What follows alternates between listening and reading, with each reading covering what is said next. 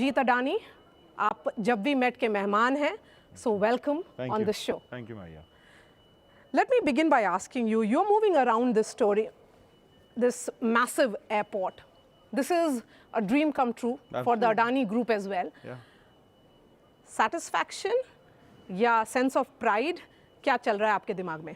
All of those. ये पूरा जो कहानी था, you know, from where we started, what the site was, the kind of challenges, and how the whole team came together and has been able to achieve this, it definitely is a sense of satisfaction and pride. But more than that, also excitement. कि this is just the first start. अभी बहुत आगे बाकी है.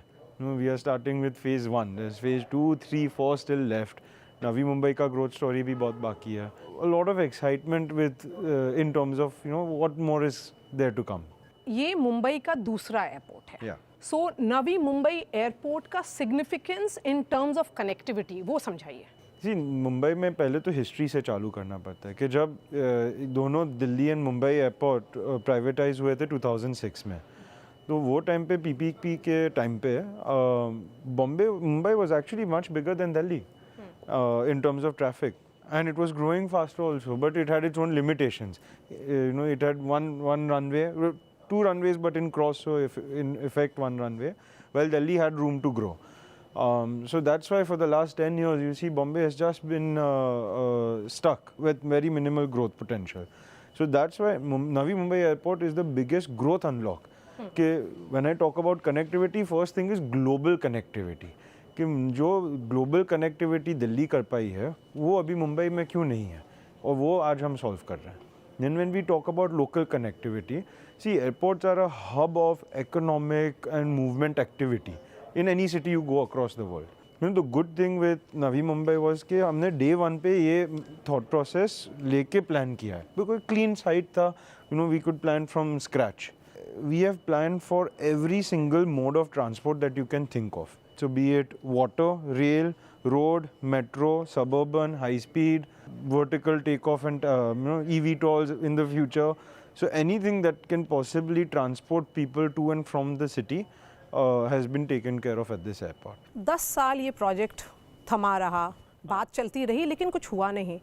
4 साल के कम के वक्त में आपने ये पूरा एयरपोर्ट स्टैब्लिश किया है, इनॉग्रेशन हो चुका है, अब उड़ान बाकी है. तो कहाँ पे फंसा हुआ था?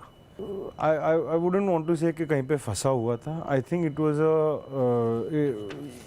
जो अदानी ग्रुप का इंटेंट एंड पुश है, that is what made this possible. You know, genuinely ये सिटी को सर्व करने के लिए हमको बनाना था. And then we put all the right resources. We were able to finance it properly. तो इसकी वजह से ये जो स्पीड पकड़ा है वो है. And obviously all majority of the credit goes to the team. जो ये साइट पे day in day out last 4 साल से ऑनेस्टली अगर आप आते, अब बाहर ये अभी रनवे दिख रहा है, यहाँ पे माउंटेन था, तो वो भी पूरा काटते it was there last year. अच्छा, लास्ट ईयर तक तो इधर माउंटेन भी था. तो it is really picked up because see हमारा भी जो है टैगलाइन हम करके दिखाते हैं, तो वो we have to always keep true to that. So we never give up in terms of adversity. Jeet, क्योंकि आपने पहाड़ की बात की और बोला कि लास्ट ईयर तक पहाड़ वहीं पे मौजूद था, तो ये क्योंकि हम बिहार से हैं तो मैं दशरथ मांझी की जो कहानी है उसको याद करूँगी आपके साथ. और 22 साल उनको लग गया एक कनेक्टिविटी बनाने में. जब आपने पहाड़ तोड़ा और पहाड़ काट करके ये पूरा एयरपोर्ट बनाने का जिम्मा लिया, तो क्या लगा कि बहुत बड़ा काम है, जिम्मेदारी का काम है? 100%. ये एक्चुअली ये प्रोजेक्ट में 2 प्रोजेक्ट थे. पहले तो साइट को मैन्युफैक्चर करना था और फिर एयरपोर्ट बनाना था उसके ऊपर. ये जो पहाड़ को मूव करके मुंबई को अनलॉक किया है, ये definitely a parallel, of course Dasharath ji ने किया, was for a very very noble and social cause, which is, you know, and the achievement was much greater. लेकिन मैं वो पैरेलल ड्रॉ कर सकता हूँ कि जो ग्लोबल कनेक्टिविटी अनलॉक हुआ है ये पहाड़ को निकाल के, इज़ क्वाइट सिमिलर. इस तरह का जो इंफ्रास्ट्रक्चर प्रोजेक्ट बनता है जी, तो उसके लिए गवर्नमेंट, बिजनेस और लोकल कम्युनिटीज़ का भी रोल रहता है. जो यहाँ पर आसपास के जो लोग हैं वो भी सपोर्ट करें इस तरह के प्रोजेक्ट को. तो उनसे कैसी बातचीत चलती रही और कितना साल लगा वो स्पेस को कवर करने में? हम ऐसा नहीं है कि हम बाहर से आके यू नो एज अ सेठ जाके बैठ जाते हैं साइट के ऊपर.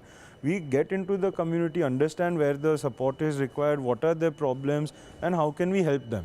Because सिर्फ हमको investment asset में नहीं करना है, we have to invest in people. From day one we understood कि यहाँ पे community का क्या challenges है, वो employment के लिए उनको क्या चाहिए, अच्छा skilling के लिए क्या चाहिए. Because of course in the next couple of years itself ये तो पूरा aviation का ecosystem बनना है इधर. This will be one of the biggest hubs in India. सो वो पूरा एविएशन के अंदर स्किलिंग करना है, हॉस्पिटैलिटी के अंदर स्किलिंग करना है. इसलिए we got a lot of support from local communities also कि नहीं हमको ये प्रोजेक्ट को आगे बढ़ाना है. And a lot of the work was also given to a lot of local companies which are small, लेकिन उनको भी बढ़ावा देना होता है कि उनको कैसे हम आगे बढ़ाते हैं, उनको भी अकॉम्प्लिशमेंट और पोटेंशियल देते हैं, अपॉर्चुनिटी देता है. From a government point of view, 100% we got so much support from the state, the central as well as the local bodies. Because again कि ये PPP project है, partner भी हमारा government है, and it cannot be possible without an intervention because there are so many moving parts. सिर्फ मुझे building खड़ा नहीं करना है, be it connectivity, external dependence, मुझे मेरा even the ATC, the air navigation systems, the instrumentation, वो पूरा इतनी ऑलमोस्ट 10-15 एजेंसीज आके ये पॉसिबिलिटी अचीव हुई थी.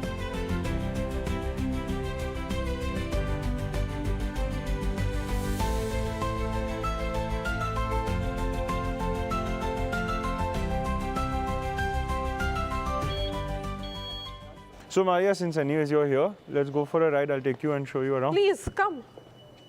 What are the big highlights? Let's see. You know how to drive. Throughout this entire project, how often would you visit? So I used to come very, very often. You have to sort of keep coming and seeing what the progress is. But more importantly, at least क्या support चाहिए. What do the teams on the ground need help from? At least us.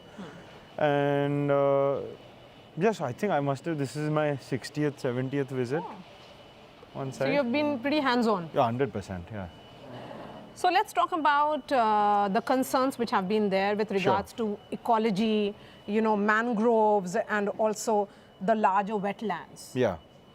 So when you say about ecological responsibility and also the aim for fast development, how do you balance the two? See, I think it's when people say development at the cost of ecology, I think that's not the right way to think about it. I think both things have to happen together. We have that responsibility to be stewards of sustainability. When we did the hydrological study of this entire site, the mangroves were a barrier against flooding. So it's in our interest also to protect them. And the first step to that is protect. The second step is if we have to go into some part of the mangrove to assist with the development, then minimize. कि जितना minimum आप अंदर जा सकते हो उतना करिए. And जहाँ पे भी जा रहे हो, you have to compensate. So I would say that the ecology is actually a critical part of our development. It's not against our development. So this airport is going to be one of the most sustainable airports in the world. It won't start with 100% green energy on day one, but we have a commitment to go to 100% green energy over the next 3 to 5 years. Every single equipment at this airport is electrified, so there's no diesel, there's no nothing. This day one ability to introduce sustainable aviation fuel, zero liquid discharge. So everything that a good responsible corporate should be doing to take care of sustainability and take care of the environment around their asset is something that we are actively doing. ये पूरा जो नवी मुंबई है वो flood prone है. हाँ. तो उसके लिए आप लोग कैसे प्रिपेयर्ड थे? So actually it was a problem and a solution together. जो आपने पहले पहाड़ की बात की, तो वो इतना 1.5 crore tons of rock उसको लेके कहाँ जाना है? वो रॉक हमने साइड पे ही रख दिया. तो we actually raised the site by 8 meters. And the way the entire drainage system, अगर आप runway side पे कभी भी जाएंगे, तो you'll see the drains are as big as rivers. Because we wanted to protect the site from a 1 in a 100 year event also of flooding. क्योंकि ये एक स्ट्रेटेजिक पॉइंट है. जो कहते हैं ना इन्वेस्टमेंट जो स्ट्रेटेजिक एसेट्स के पॉइंट ऑफ व्यू से आप इसको कैसे देखते हैं? No, I think it is a strategic asset for us, it is a strategic asset for the country and for the aviation ecosystem. Because you see the way the entire, aviation ecosystem is exploding.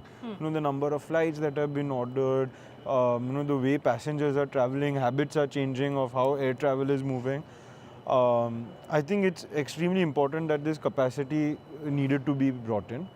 लेकिन सबसे ज़्यादा क्या है कि given geopolitics जो position है नवी मुंबई का and the ability to invest and grow over the next 50 years this is I am very firm that this is going to be a very critical asset for the entire country to be connected to the world. चलिए आगे देखते हैं जी, art के point of view से ये क्या है?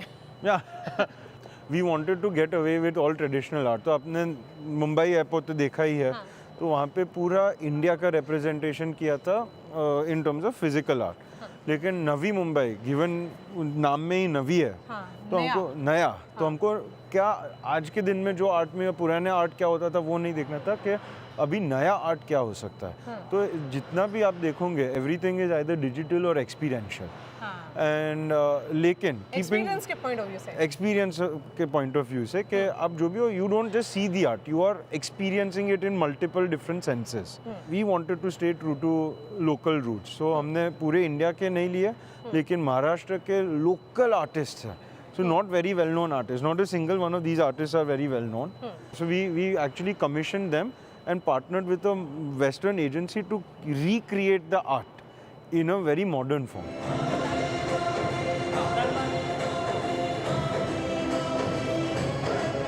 Jeet, I'm going to refer to this picture that you posted on your Instagram. This is probably your dad's birthday, where you have posted a picture of both of you, you and Karan. And you say, from standing tall in your protective embrace to standing tall by your side. What's one quality of your father, Gautam Adani, that you want to emulate? There's too many of them. But I think if I had to pick one, it's his indomitable spirit. I've rarely heard of anyone else who's been time and again there's been difficulties right in front of him and he's never taken anything lying down. He has fought difficulty, smashed through it and come out stronger. And that spirit and that belief in himself is something that I want to emulate. All of you have a very private persona. And at the same time, आप लोग की बहुत चर्चा होती है हिंदुस्तान में, बहुत बात होती है कि अडानी परिवार, गौतम अडानी के बारे में, तो ये सब का बैलेंस कैसे होता है? As long as बात अच्छी होती है या ख़राब होती है, बात होती है, that itself is a sign of importance. From a very personal point, हमारा फैमिली का वैल्यू क्या है? घर, काम और घर वापस. There is no 30 different things that we engage in outside of work and home. So इसलिए by design it becomes very private as a life. So आपने कहा कि घर, काम, फिर घर वापस, तो उसके बीच में क्या परिवार बैठता है, बातचीत करता है, डिनर का एक कंपलसरी होता है कि डिनर साथ में करेंगे, ऐसा कुछ है? कोई रूल्स घर में जो फॉलो होता हो? नहीं, रूल्स में ऐसे कोई रूल्स नहीं है, but that's the good part के entire family is working in the business, so घर भी साथ में एक ही है, काम में भी साथ में एक ही है। एक और तस्वीर यहाँ पर 8 अक्टूबर का है शायद, जहाँ पे प्रधानमंत्री नरेंद्र मोदी आए थे और उन्होंने इनॉग्रेट किया था। और तस्वीर में आप प्राइम मिनिस्टर मोदी को समझा रहे हैं, कुछ बता रहे हैं, तो उनका क्या सजेशन था वो पूरा देख करके एयरपोर्ट? आई वुड से कि उन्होंने कहा कम, देखा ज़्यादा, बिकॉज जब मैं उनको साथ में लेके जा रहा था तो you so minutely seeing every little detail, and जो उन्हें 3-4 सवाल पूछे वो भी काफ़ी इंटरेस्टिंग थे। ये आस्क्ड मी कि ये जो पिलर आपको दिख रहा है, ये पिलर का लाइफ क्या है? Out of common sense I said कि 50-60 ईयर्स से चल रहा होगा। तो बोलता है कि आजकल 100 साल के आ रहे हैं।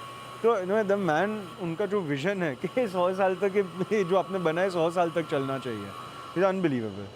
आप लोग पोर्ट्स के बिजनेस में हैं, अडानी ग्रुप पोर्ट्स के बिजनेस में है, पोर्ट से एयरपोर्ट में कैसे? और उसके बाद अभी काफ़ी सारे एयरपोर्ट्स आप ऑपरेट कर रहे हैं, और शायद ये भी है कि जो बिजनेस हाउस जो इंडस्ट्रियलिस्ट या जो इंडस्ट्री ग्रुप पोर्ट्स के बिजनेस में था वो एयरपोर्ट में क्या कामयाब होंगे? ये काफ़ी लर्निंग्स है जो पोर्ट सेक्टर से हमने एयरपोर्ट्स में लाए हैं, लेकिन फंडामेंटली इसी एयरपोर्ट्स इंफ्रास्ट्रक्चर बिजनेस है। You know, as a business airports में आपको दो चीज़ करनी है। एक है आपको एसेट बनाना है, तो execution on very complicated projects जो हमारी खूबी है।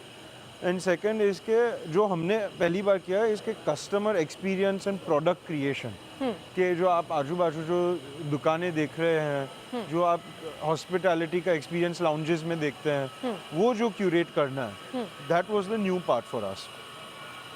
लेकिन उसके लिए हमने अच्छी टीम लाई, so because of that team we were being able to get this early success. From a larger operation and efficiency point of view, it's the same framework जो हमने पोर्ट्स में यूज़ किया, तो वही फ्रेमवर्क इधर use कर रहे हैं कि how do you run a lean operation, how do you bring in technology, how do you B future forward.